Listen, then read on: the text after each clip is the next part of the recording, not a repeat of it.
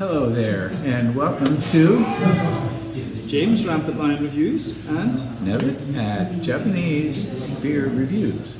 Let's talk about a craft beer today from Kyoto Brewing Company.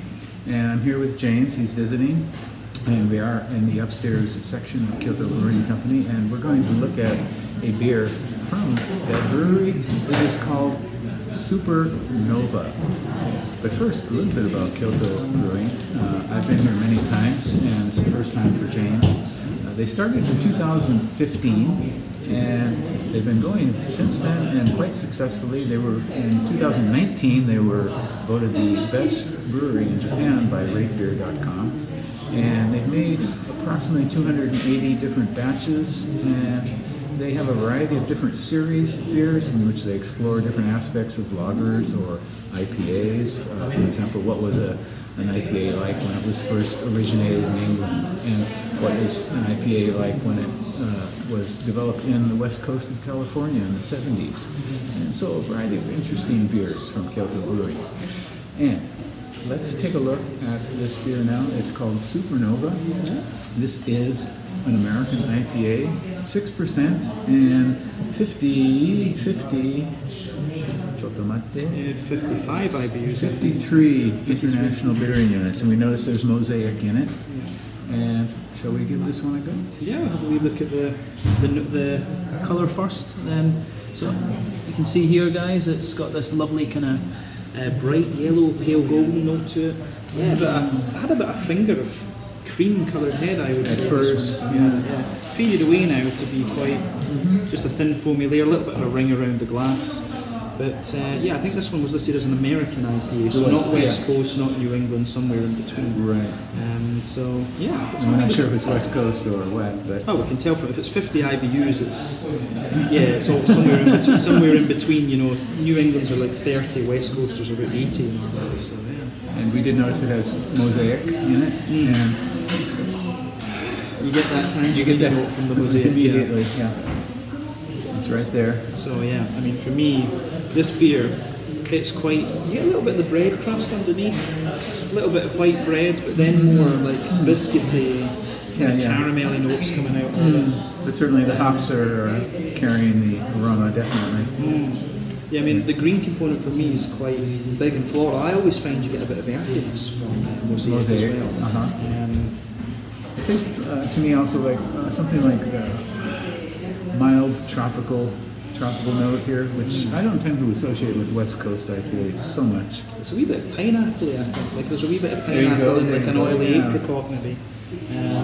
So some light tropical fruit along with some stone fruit. Yeah, I'd say mainly oily, like tangerine orange, and a wee bit of I get a little bit of lime out of it. Some citrus there? Yeah, I get a wee bit of like a limey, citrusy note, to be honest. Yeah, quite wet, quite refreshing smelling. Okay. Floral in the green component for me mostly. A little bit of bread, a little bit of sweetness. I'd say for an American IPA, it leans a bit more West Coast than it does East. American IPA is in between. Yeah. But yeah, I think. And certainly the appearance is definitely. Definitely not hazy. No, not so hazy. No, very clear. But yeah, I think. Okay. So cool to do a collaboration tasting for sure. But Slanger, Skull, Campine.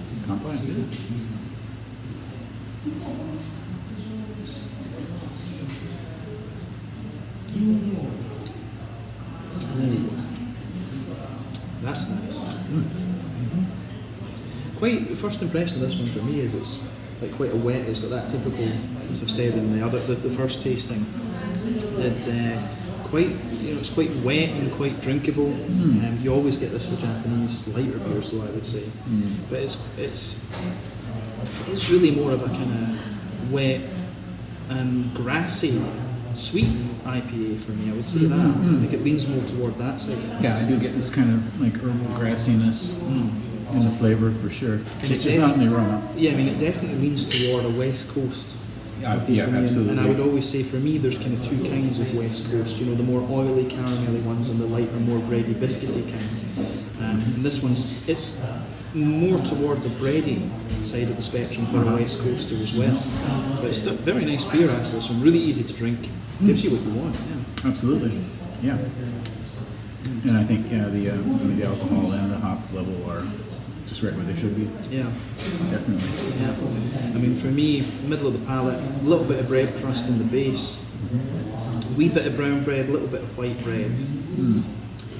Some light sweetness in the aftertaste too, as well. It does have the bitterness, but it's not like a shocking, deep bitter track, but light. And then it has a kind of sweet edge in the finish as well. Yeah, I think above the bread you get a little bit like biscuit caramel, and that comes out more into the aftertaste as well.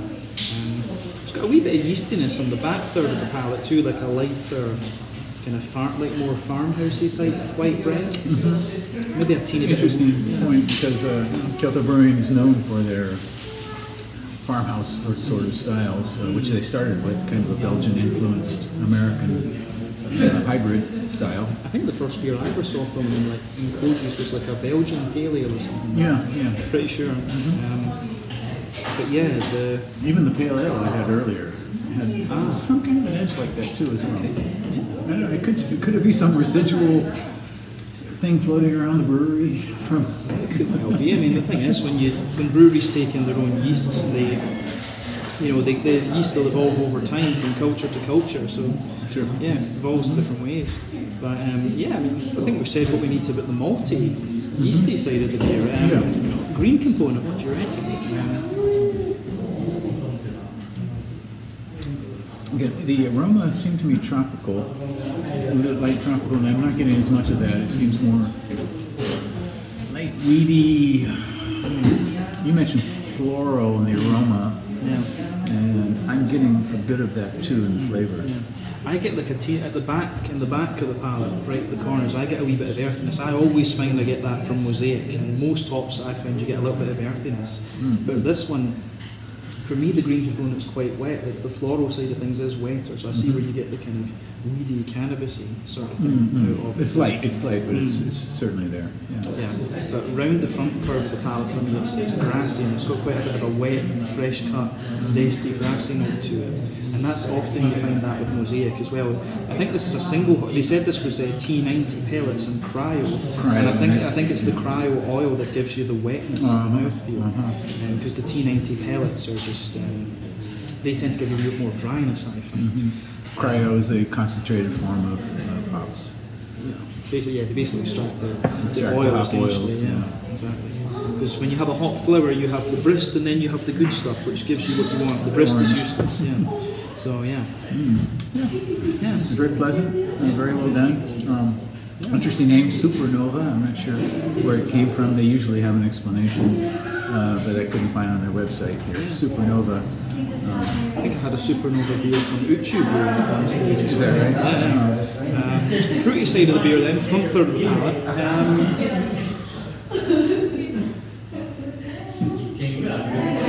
It's quite. To me, it's got a wee bit of like an oily peary sultana note to it, maybe a wee bit of dried apricot, and then oily on the front tip of the tongue. It's like an oily tangerine, oily tangerine. Sultana, apricot, and I'm getting this kind of residual sweetness after the hops drift away. Light sweetness is still there for me. I think the things that really linger into this beer are the sort of wet grassiness, the orangey tangerine, and also a bit of the caramelly biscuit for me. I think that's what lingers with it. But you expect that of like a West Coast or a more West Coast leaning American IPA, as this one is. Round off with mouthfeel then. Very pleasant. So, say mouthfeel wise, it's mid-bodied, it's right in the middle of the spectrum. It's not too thick, it's not too thin.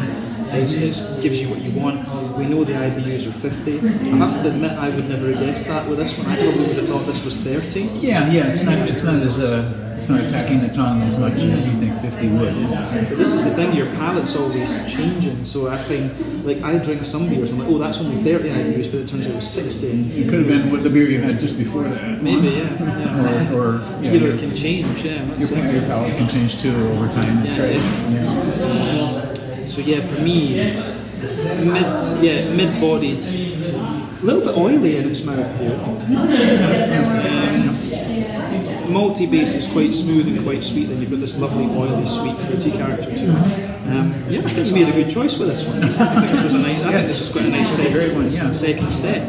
So I'm quite pleased with this. I think that fulfills its requirements and more. Definitely. yeah, cool.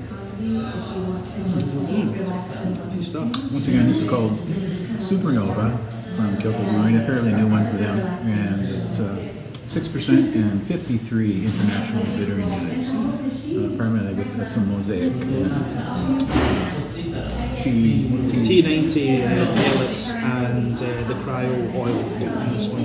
So interesting stuff. I think that's a good place to round off for tasting. I think so. Here. I think so. Thank you very much for watching Rampant Lion Reviews and for watching Japanese craft beer reviews with Nevis.